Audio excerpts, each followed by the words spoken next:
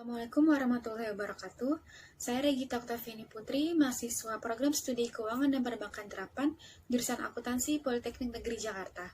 Pada kesempatan kali ini, saya akan memaparkan hasil penelitian skripsi saya yang berjudul Pengaruh Kecukupan Modal KAR dan Kredit Bermasalah NPL terhadap Profitabilitas pada PT Bank Mandiri Persero periode 2015 hingga 2019.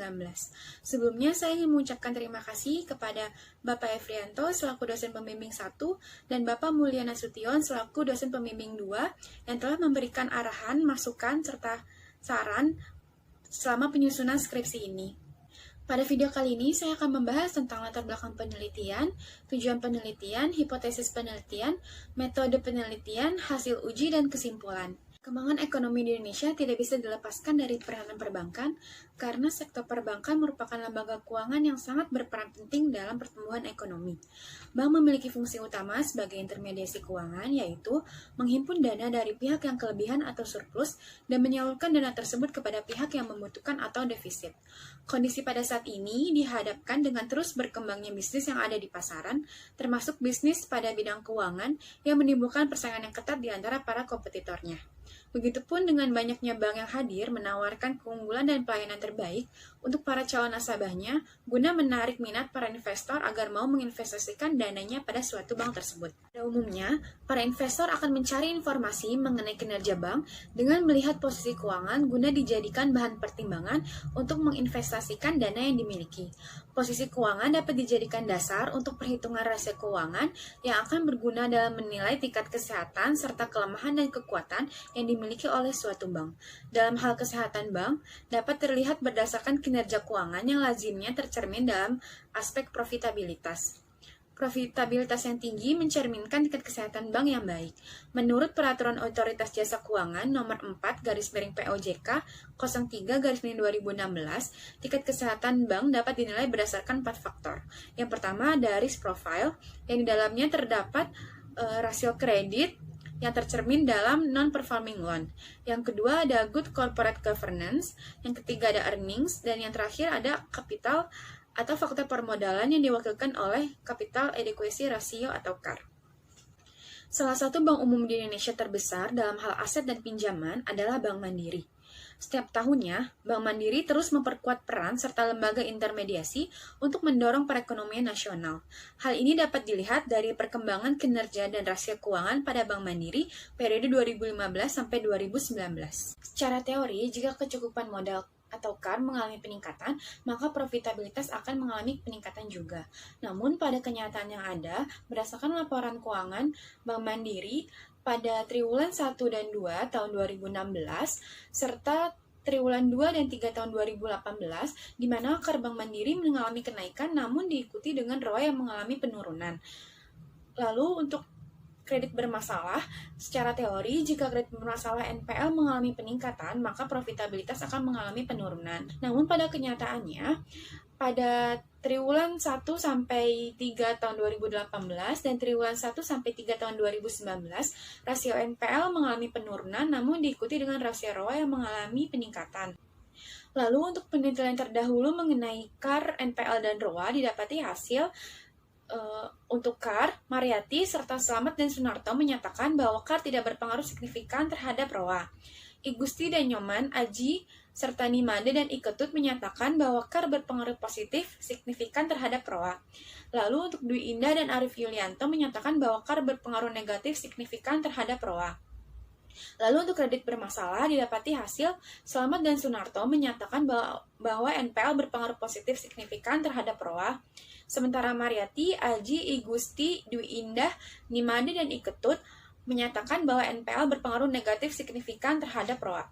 Adanya fenomena atau kejadian yang sebenarnya tidak sesuai dengan teori serta beberapa penelitian terdahulu yang dilakukan masih terdapat banyak perbedaan, maka saya memutuskan untuk meneliti tentang pengaruh kecukupan modal KAR dan kredit bermasalah NPL terhadap profitabilitas pada PT Bank Mandiri periode 2015 sampai 2019. Tujuan penelitiannya yang pertama untuk menganalisis pengaruh kecukupan modal CAR dan kredit bermasalah NPL terhadap profitabilitas pada Bank Mandiri periode 2015 sampai 2019 secara parsial. Yang kedua untuk menganalisis pengaruh kecukupan modal atau CAR dan kredit bermasalah NPL terhadap profitabilitas pada Bank Mandiri periode 2015 sampai 2019 secara simultan. Lalu, hipotesis penelitian yang digunakan yang pertama H1, kecukupan modal atau CAR secara parsial berpengaruh signifikan terhadap profitabilitas. H2, kredit bermasalah NPL secara parsial berpengaruh signifikan terhadap profitabilitas. Dan H3, kecukupan modal, CAR, dan kredit bermasalah NPL secara simultan berpengaruh signifikan terhadap profitabilitas. Selanjutnya, ada metode penelitian. Yang pertama, jenis penelitiannya menggunakan kuantitatif, yaitu menggunakan data-data yang berupa angka, lalu bersifat asosiatif kausal, yaitu penelitian yang mencari pengaruh sebab akibat. Dalam hal ini menggunakan variabel independen yaitu CAR dan NPL serta variabel dependennya ROA. Selanjutnya, objek penelitiannya yaitu PT Bank Mandiri Persero. Untuk jenis dan sumber data menggunakan data sekunder berupa laporan triwulan keuangan periode 2015-2019 yang diakses melalui website resmi Bank Mandiri. Lalu metode pengumpulan datanya, yang pertama ada pengumpulan data sekunder, yang kedua riset internet, dan yang ketiga library research, seperti buku-buku dan jurnal yang dijadikan referensi. Lalu untuk metode analisis data menggunakan analisis regresi linear berganda, uji asumsi klasik, uji hipotesis, uji koefisien kolerasi, dan uji koefisien determinasi. Hasil uji penelitian, sebelum melakukan analisis regresi linear, alangkah baiknya untuk dilakukan uji asumsi klasik yang bertujuan untuk menguji apakah model regresi benar-benar menunjukkan hubungan yang signifikan dan representatif. Yang pertama, ada uji normalitas. Uji ini bertujuan untuk menguji apakah dalam model regresi, variabel independen dan dependennya berdistribusi normal atau tidak. Dengan menggunakan grafik norma pp-plot, diketahui hasilnya bahwa titik-titik data berada di sekitar garis diagonal dan mengikuti arah garis diagonal. Hal ini mengindikasikan bahwa data terdistribusi normal. Untuk meyakinkan hasil dari grafik tersebut, digunakan uji one sample Kolmogorov-Smirnov, di mana diketahui angkanya sebesar 0,200, yang berarti lebih besar daripada 0,05. Hal ini mengindikasikan bahwa data terdistribusi secara normal. Yang kedua ada uji multikolinearitas. Uji ini bertujuan untuk menguji apakah dalam model regresi ditemukan adanya kolerasi yang tinggi atau sempurna antara variabel bebasnya. Model regresi yang baik adalah model yang tidak terdapat gejala multikolinearitas. Pada penelitian ini ditemukan nilai tolerans untuk rasio CAR dan NPL sebesar 0,583 dan nilai VIF sebesar 1,714, yang mana nilai tolerans lebih besar daripada 0,10 dan nilai VIF lebih kecil daripada 10. Hal ini mengindikasikan bahwa data ini terbebas dari gejala multikolinearitas. Yang ketiga ada uji autokolerasi. Uji ini bertujuan untuk menguji apakah model regresi linear ada kolerasi antara kesalahan pengganggu pada periode T dengan kesalahan pengganggu pada periode T1 atau sebelumnya. Pada penelitian ini didapatkan nilai Durbin-Watson sebesar 0,798, di mana angka ini berada di antara min 2 hingga 2. Hal ini mengindikasikan bahwa data ini tidak terjadi atau terbebas dari gejala autokolerasi. Uji asumsi klasik yang keempat yaitu uji heteroskedastisitas yang bertujuan untuk menguji apakah dalam model regresi terjadi ketidaksamaan varian dari residual satu pengamatan ke pengamatan yang lain. Pada penelitian ini digunakan scatter plot di mana diperoleh hasil titik-titik data berada di atas dan di bawah atau di sekitar angka 0. Serta titik-titik ini tidak membentuk suatu pola tertentu. Hal ini mengindikasikan bahwa dalam regresi ini tidak terjadi atau terbebas dari gejala heteroskedastisitas. Lalu untuk meyakinkan dari grafik scatterplot tadi digunakan uji Glatzer, di mana dilihat dari nilai signifikansi masing-masing variabel bebas. Didapatkan hasil bahwa nilai signifikan CAR sebesar 0,342 dan NPL sebesar 0,460. Kedua angka ini menunjukkan terbebas dari gejala heteroskedastisitas. Selanjutnya ada uji regresi linear berganda, didapati persamaan Y sama dengan 3,312 ditambah 0,069x1 dikurang 0,623x2, di mana Y itu return on asset atau ROA, X1 capital adequacy ratio atau CAR, dan X2 adalah non-performing loan atau NPL. Nilai konstanta sebesar 3,312 mengindikasikan bahwa besaran profitabilitas apabila kecukupan modal CAR dan kredit bermasalah NPL nilainya 0 atau tidak mengalami perubahan, maka besaran tingkat profitabilitas adalah sebesar 3,312%. Untuk rasio CAR sebesar 0,069, ini mengindikasikan bahwa apabila variabel bebas lain nilainya tetap atau tidak mengalami perubahan, maka setiap kenaikan rasio CAR akan meningkatkan profitabilitas sebesar 0,069%. Lalu untuk rasio NPL sebesar min 0,623. Hal ini mengindikasikan bahwa apabila variabel bebas lain nilainya tidak mengalami perubahan, maka setiap kenaikan NPL akan menurunkan profitabilitas sebesar 0,623. Selanjutnya ada uji hipotesis. Yang pertama ada uji statistik T. Pada uji ini dilihat berdasarkan perbandingan nilai T hitung dengan T tabel serta melihat nilai signifikansi masing-masing variabel. Untuk rasio CAR didapati nilai T hitung sebesar 1,575. Hal ini berarti nilai T hitung lebih kecil daripada nilai T tabel sebesar 2,1098 serta nilai signifikansi sebesar 0,134 lebih besar daripada nilai 0,05. Hal ini mengindikasikan bahwa H1 ditolak, yaitu kecukupan modal atau CAR tidak berpengaruh signifikan terhadap profitabilitas. Selanjutnya, untuk variabel NPL didapati T hitung sebesar min 5,733, nilainya diabsolutkan menjadi 5,733, berarti lebih besar daripada T tabel sebesar 2,1098, serta nilai signifikansi lebih kecil daripada 0,05 yaitu 0,000.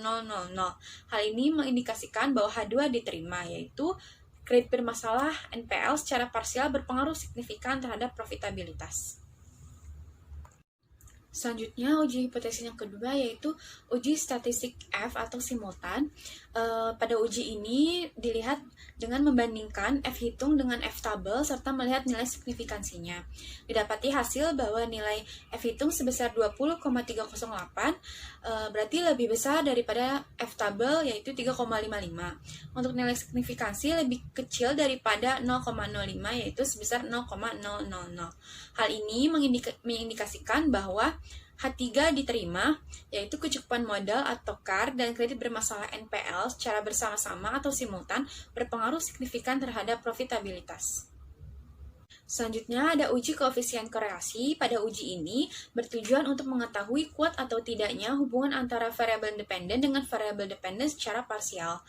Dalam uji ini dengan melihat perbandingan antara nilai R hitung dengan R tabel, lalu nilai signifikansinya, dan tanda bintang 2 yang terdapat dalam hasil ujinya. Yang pertama, untuk rasio CAR diperoleh R hitung sebesar 0,367 apabila diabsolutkan sebesar 0,367. Hal ini berarti R hitung lebih kecil daripada R tabel. Untuk nilai signifikansi sebesar 0,112, hal ini lebih besar daripada 0,05 dan tidak terdapat tanda 2 bintang.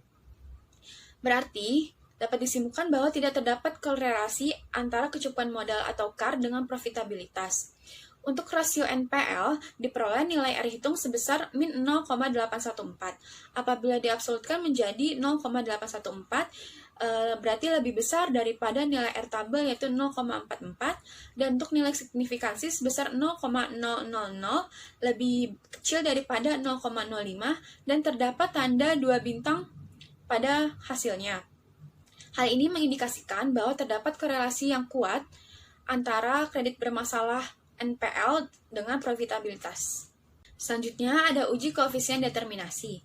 Dalam uji ini bertujuan untuk mengetahui persentase variabel-variabel independen dalam menerangkan variabel dependen secara simultan. Diperoleh hasil sebesar 0,670 Angka ini menandakan bahwa kecukupan modal atau keadaan kredit bermasalah NPL secara simultan berpengaruh terhadap profitabilitas sebesar 67% dan sisanya sebesar 33% dijelaskan oleh faktor lain yang tidak termasuk dalam model penelitian ini. Lalu kesimpulan yang dapat ditarik dalam penelitian ini adalah yang pertama, kecukupan modal atau CAR secara parsial tidak berpengaruh signifikan terhadap profitabilitas. Hal ini diduga Bank Mandiri mengandalkan pinjaman sebagai sumber pendapatan dan tidak menggunakan seluruh potensi modalnya untuk meningkatkan profitabilitas seperti mengembangkan produk dan jasa di luar pinjaman. Yang kedua, kredit bermasalah atau NPL secara parsial berpengaruh negatif signifikan terhadap profitabilitas. Hal ini bermakna bahwa semakin rendah rasio NPL, maka mengindikasikan bahwa tingkat risiko atas pemberian kredit itu rendah, sehingga bank tidak perlu mengeluarkan biaya tambahan dalam pengelolaan kredit bermasalah. Oleh karena itu, tingkat profitabilitas yang akan diperoleh semakin besar. Dan yang terakhir, kecukupan modal atau CAR dan kredit bermasalah NPL secara simultan berpengaruh signifikan terhadap profitabilitas. Sekian pemaparan penelitian skripsi saya, kurang lebihnya mohon maaf. Wassalamualaikum warahmatullahi wabarakatuh.